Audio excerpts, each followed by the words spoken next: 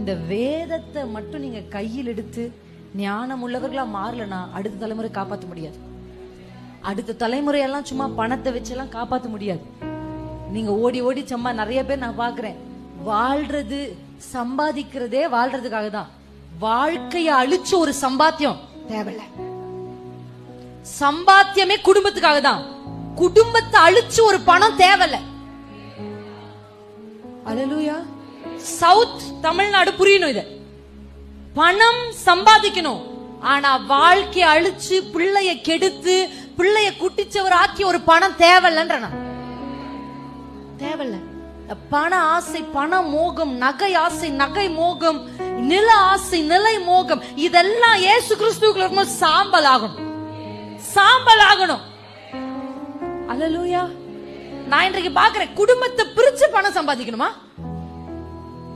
பிள்ளைகளை ஒத்தையில விட்டு பணம் சம்பாதிக்கணுமா? யா, பணம் ஒரு பக்கம் இருக்கட்டும், குடும்பம் ஒன்றா இருக்கணும்.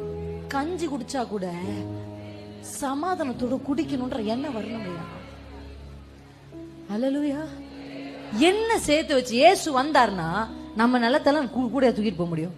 நகை இருங்கய்யா, பெட்டியில் நகை இருக்கு, தூக்கிட்டு வரேன், போலாம் பரலோகத்துக்கு, கொஞ்சம் ரோடு நானும் போட்டு தரேன்னு சொல்லுவீங்களா? நகையில ஒண்ணும் வேண்டாம், அங்க அவர்கிட்ட எல்லாமே இருக்கம்மா.